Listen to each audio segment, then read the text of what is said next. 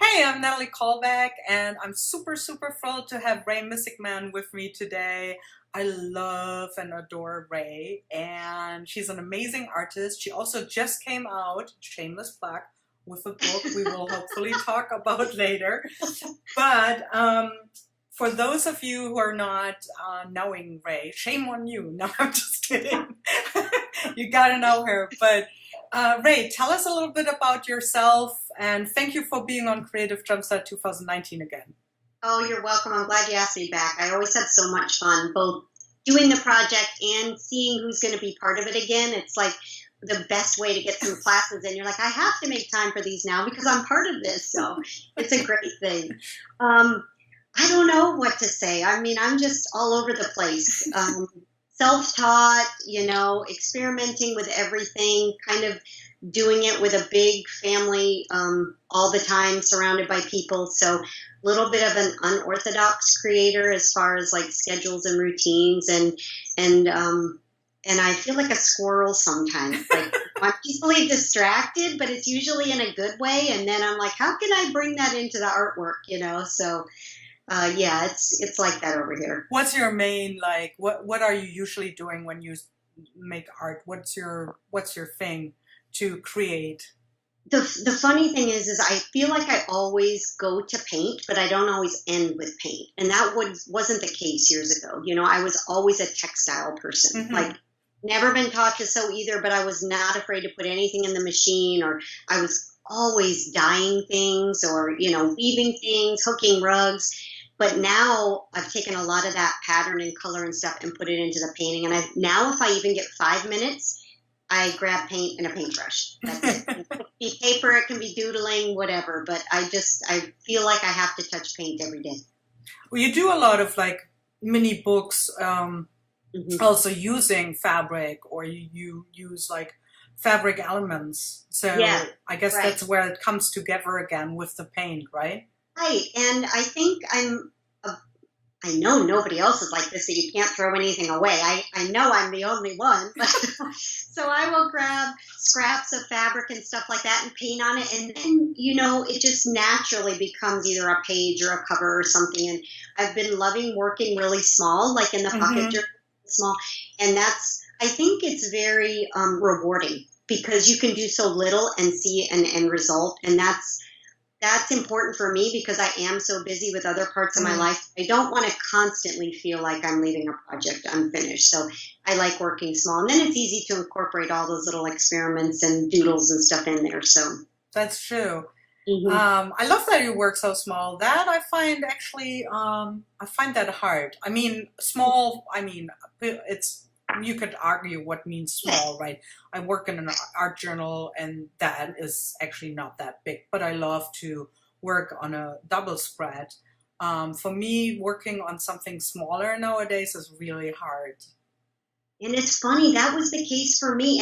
And I find there's no middle ground for me anymore. Hmm. Like before, I couldn't have lived without, say, a 9 by 12 or an 8 by 10 journal. And now I'm on either end of the spectrum, really small, or if I want to paint a canvas, it's got to be 5 feet by 6 feet, like Hmm. really. And I don't know if that's because I work in small areas on that too, or what. I never find myself gravitating to that middle ground anymore. I don't know what Hmm. that says about me, but No, I like it. I mean, I would love to work like way bigger in canvases, but it's just a space issue.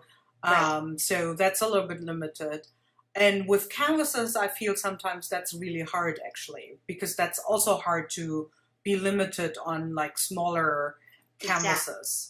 Right. And Um, I live somewhere where I can take that big canvas outside like oh yeah. 90% of the year too and work on it. So it's a little easier space wise. But I also find that it's something that I can come back to. Like I finish a small something so quickly and it's rewarding, but then I want to do another one. And by taking those same kind of elements and getting it on a bigger canvas, it's something I can keep coming back to. Yeah, that sounds cool. So Ray, the theme of this year's Creative Jumpstart, every year there's a theme. Mhm. As you know, you have been part of Creative Jumpstart for a couple of times. So this year we came up with My Home is My Castle. So that means for everyone I feel like something different. What does home mean for you? Oh, it's such a big word for me because as much as I love art and everything that it encompasses, I could not do what I do without these people around me. Like, if I had a brick and mortar studio somewhere and I had to leave every day, I don't think I would be the same kind of artist or even as successful because they're kind of my support, encouragement, inspiration. It's chaos, but it's what drives me, I think. So if I can be creating anything while I'm here in my home studio, I mean, I'll find a way to incorporate it into my life here, whether it's dyeing fabric and making a weaving, or a painting, anything, working with the grandkids with watercolors. I feel like your home is just your happy place. Maybe it's a house, maybe it's a hotel, maybe it's an airplane, but it's where you're happiest. And I think that's super important to me. So I want everybody that comes into my home to feel that, Yeah. So it's more like your family and friends that are surrounding you that make you feel home. Yes, I think it is. I think it's more about the environment than the actual structure for me. Right. You are in Florida, right? Yes. Have you always been in Florida, or? Since I was 5. I was born in Wisconsin, and I've lived a few other places. I was a airline attendant for years, so I've lived in Colorado and Texas and some other places, Pennsylvania. But yeah, this has pretty much been my home forever. So that is so cool. That's why it's so warm right now in Florida. Hot and muggy. I'm like, I just came back from North Carolina, and I'm like, oh, please, how can only 9 hours make such a huge muggy difference? That's so funny, right? It's nice here today, but it's definitely getting cooler, but it's still humid. So, yeah. So what I was thinking also, you mentioned that before, and when we were off camera chatting a little bit, you mentioned that you actually right now you're babysitting 2 of your grandchildren, which is like, wow. But you're doing it, you're winging it, and you have a very busy family life. So how do you feel? You mentioned a little bit of that. How does that influence your art making? Well, I have to be, first of all, very good with my time. And for me, that doesn't necessarily mean a routine that I work by each day, but I've learned to work in small increments of time. In the beginning, it was really hard. Like I felt like I was flipping in and out of it, like you can imagine. But I've become so used to it now that I almost can't create in long spurts of time. I mean, I can, but I find myself jumping around. So if I'm working on a painting, after a while, I'm like, I got to go do something else. And maybe I'll go do some jelly prints and, make collage paper. Like I find myself these small bursts of time. And it can be unproductive, I think, but I've got such a grasp on it now that I feel like it makes me more productive. I mean, I come back with fresh eyes all the time. I'm not overthinking things or overworking things. And it makes me realize that comes second to what this program is for me. And I made a big choice not to give one or the other up. So. Yeah, I think that is, for me, for example, when my husband is not around, I'm actually I'm like working in bigger spurts, but I do not miss that when he's here. Right. I mean, it's almost like a little mini vacation when you get more time, but I don't necessarily know that it's always more productive. I might get more done, but I don't know if what I do I love more or whatever. But yeah, it's funny. It's always noisy.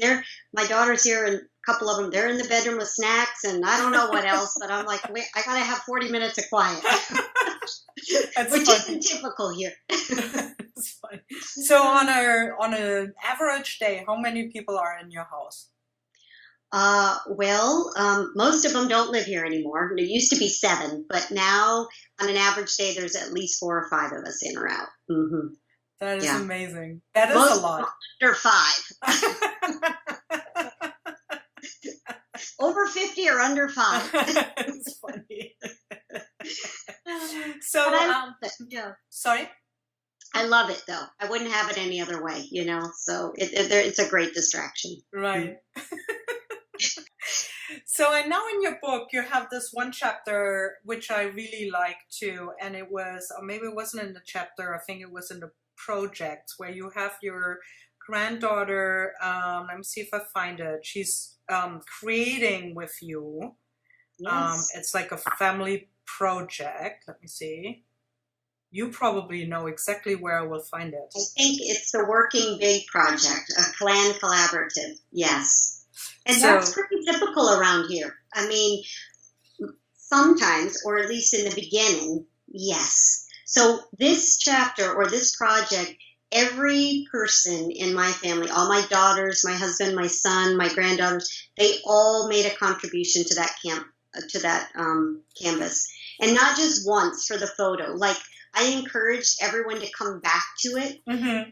For me, it started out as a collaborative for the book, but it ended in a very big learning curve for me because I am a big control freak, especially, I want things a certain way in a certain order. And that painting can look like chaos if I do it. But if someone else brings their own chaos to it, I'm like in panic mode. And it really helped me get over that. Like, Yeah. well, why is their contribution any less if I've invited them in, And it turned out to be such an amazing project. And I thought, because at first they're like, oh, we don't want to do this, And then they kept coming back to it over and over and putting their marks on it and everything. And I loved it. It was one of the best projects we've done as a family. That is so cool. I love that a lot. And I'm sure that it is daunting in the beginning because you're Mhm. kind of like, it's not a collaborative where everyone does their own thing and then maybe you put it together. It's something Right. where someone might go over something you already did, Mhm. or exactly as you said, someone Right. might bring some cows in that you're not. Like, Oh my gosh, you covered that up. But and after the first few times it happened, and I think in the beginning they were doing it on purpose. Like, let's just poke the pig a little, and see what she does. But it really, in the end, it was the best thing that could have happened to me because I've opened up so much more with that. And not just in the painting, but in other, in other areas of my life that's really been helpful. So I loved it. It was a great project. I encourage everybody to try it. that is fun. Have you something else lined up or an idea that you want to do with them to have like a collaborative project going on? I do, and it's kind of on the dream board of things because one of my big dreams, I think ever since I could make art, my big one dream has been to do fabric. Like, I just love textiles. So I would like to do a big loose piece of canvas with them that could possibly turn into, even if I just, do a roll for myself or something that I can, put into another project somehow. I would love to do something like that with them as well. Make a chair or something. Exactly, that would be right. cool. Yep. That's funny because I already had someone in my family suggest that. We have a little tiny stuffed armchair that was my oldest son's that's passed away, and we always say we're going to recover it. And the consensus has been we need to do a collaborative and then recover it. Oh, I like that a lot. Yep. Mm-hmm. That would So be it's cool. on our list for this summer. Yeah. Cool. I can't wait to see it if you do it. Cool. So, Rae, I know I've seen a lot of photos, and I encourage people to check it out of your amazing studio space. And so I have a real idea of how your studio. It's very beautiful, very colorful. There's tons of art supplies, but then you're also very, very organized in what you, at least what you show. So. On the days I show it organized, sure. No, I know.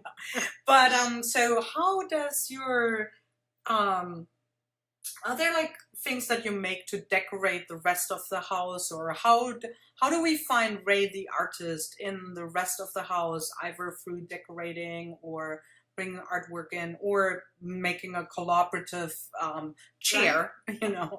Well, the funny thing is, until I did that collaborative, anything that I've ever made, I have either given away or stuck in a drawer somewhere. Like I never put anything I did myself on display. I would buy artwork from everybody I knew and display it. But until I worked on that collaborative, I never hung one piece of my own art in my home. Really? And that was I got a question about that one day. And I'm like, I wonder why I don't do that. So the first thing I hung was the Clan Collaborative, which I love, and it's huge. And since then, I've pulled things out. I have a whole wall going up the stairs of all of my weavings. My husband made me this huge, long branch kind of hanger where they all hang from. And I've pulled out some of the rugs I've hooked and dyed the wool for. And it's just like the more I bring out, the more I realize that it's okay to show this stuff. You know, it's okay to put yourself out there a little bit, even if it's in your own little castle, so to speak, you know.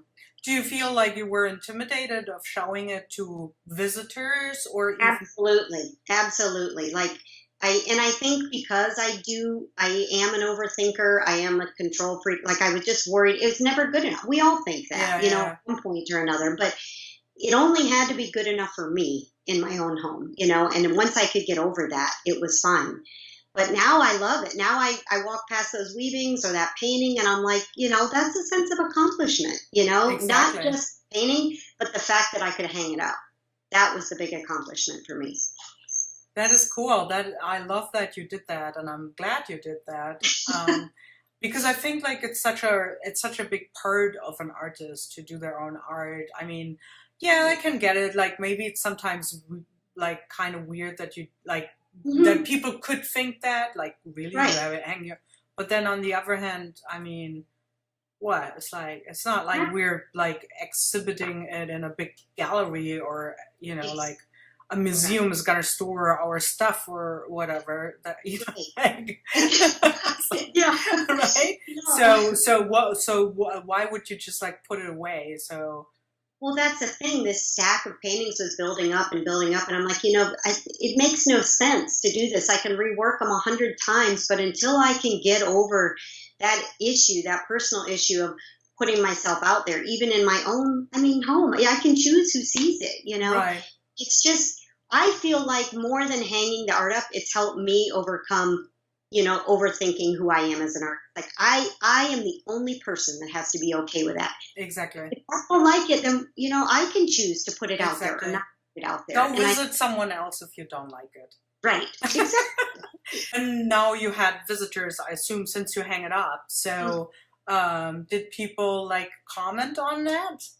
So many times, and nobody thought I made it. They thought I bought it somewhere. You know, I walk back past it 100 times a day, and because we worked on it for months together, you know, I knew all the backstory on it. You know, the photographing of it for the book, everything. I've walked past it a million times, and I'm like, I like it. You know, I still don't know if it's worthy of hanging up on any wall, but every single time someone has said about, they're like, oh, where'd you get that awesome painting? I'm like, okay. Oh, that's funny. I know. But you know, we all think that of the things we do, especially it's Yeah, like anything. You write something, you've read it 100 times, you paint something, you've looked at it. We just, you know, it's old hat for us. So we don't find that exhilaration in it as that first time viewer, you know. yeah. I think it's always interesting, like when you sell art to that. Sometimes you're like I'm always so grateful when someone purchases a painting from me, and I'm very humble that someone would like really like that so much that they would purchase it. But of course, you're also it's kind of like giving up a friend. But Yes. on the other hand, you're also like, oh, she only saw it like, let's say, if it's an online purchase, like she only saw it like online. I hope it will be still like loved when it Right. like maybe it's not like good enough anymore when she sees it in real, No, like that's all these crazy thoughts you have where it's like, oh my god. but you know how we react to something we've seen one time only. We're like, wow, you know, and I think that our work as artists has that ability to impact someone like that. We Right, just realize it, you know, right. because we're so used to looking at it all the Well, I time. think it's part of it maybe also then when you're self-taught, because Hmm. I think it's always like a part of us has this credibility, uh, like where you're questioning yourself and your credibility because you Right. didn't go through a normal Right. art. Training Yeah, or exactly. But it's funny because I know so many people that actually studied art and they don't do anything with art.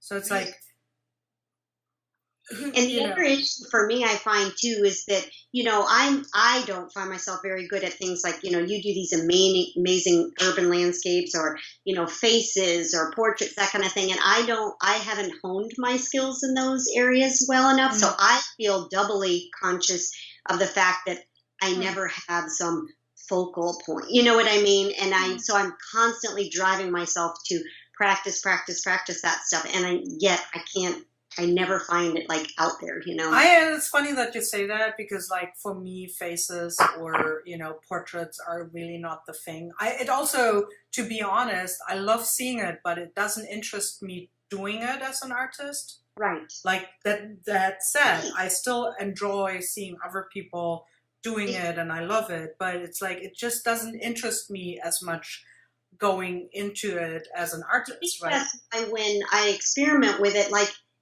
it's hard, first of all, because it's not in my wheelhouse. And so it's easy to get discouraged. And no matter how great it turns out or how much I might like it in the end, I know it's not who I am. Right, exactly. So it's not what I would put out there. But I think that's part of the second guessing if we're worth it. I'm not painting anything real. So is it worth putting out there? I think we're just all super hard on ourselves. I think it is interesting because I was, and I think it's like with artists also, it doesn't matter if you're self-taught or not, but I think part of it is also because some of it is so snobby. And then on the other hand, there's also these like very adamant people that tell you what is art and what is not. Yes. I was just taking a watercolor class and it was really cool because watercolor, like really painting with watercolor, not just like for me, just like putting some beautiful, bleeding watercolors on a paper. So I took this class with someone, John Duval, who's actually also part of Creative Jumpstart, amazing artist, and he does cityscapes. So, that was my thing. Sure. But it was funny when I told another artist friend who does watercolor about it, he said, just be careful. I didn't take the class yet. He was like, just be careful. I hope it's not one of those guys who has these like really crazy ideas how watercolor has to work. There's some real like it has to be this way and no other way, They're about the rules. Exactly. And he said, like, don't let them like ruin you, like your experience on that. And I thought it was so funny because, it wasn't at all that way, but it was I don't funny. picture John being like that at all. No. Not at all. Well, yeah, and I think I would really not have enjoyed the class. Like, I enjoyed learning about how he does it, but it's just, will I do now watercolor urban landscapes? No. But you probably learned something along the way, and that's what I always say, that it doesn't hurt to experiment because. First of all, I always do the wrong thing, either on accident or mostly on purpose. Like, you say I can't do this with watercolor, well, watch me. Because I'm going to try.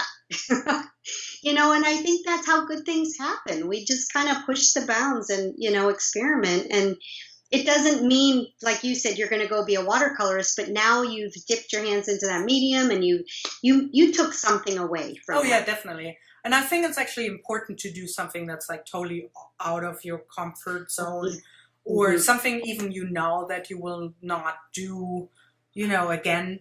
Like let's say I would do a screen printing class just because I love screen printing. I would probably do something for a short amount of time, but I'm also know that wouldn't be, I'm not going to buy, the whole kabang for my home or whatever, but I will definitely learn something, or like maybe I would someday do a portrait class, although I wouldn't bet on that. It's hard. I think I'd be in, like, I might experiment on my own, but taking a class, I don't know. That is so funny. That was super fun as always, Rae. So so sad that we are coming to the end. I wish we both would live way closer too, and we could do like some art. But Rae, is there anything that's coming up, classes or special things besides your amazing book, Paint, Play, Explore, that you really have to get, right? No, really, I liked it a lot. But so is there anything else you want to tell people? about? I'm actually doing a class with Jean Oliver in November that's fun because we're going to do a lot of what I do behind the scenes as far as incorporating a lot of my story into my work and collage work and stuff. So that's going to be fun. And then I'm working right now on my first art marks class that's going to come out later this year. So I'm really excited about Is that. that an online class, Rae? Yes. Yep. Absolutely. So check out Rae's website and see when she announces it, or she has a newsletter too, so you can sign up, so you're up to date. And also sign up for Creative Jumpstart. Use Rae's link. And thank you, Rae, for being part of it once again. Thank you very much. I always have fun. Bye. Bye.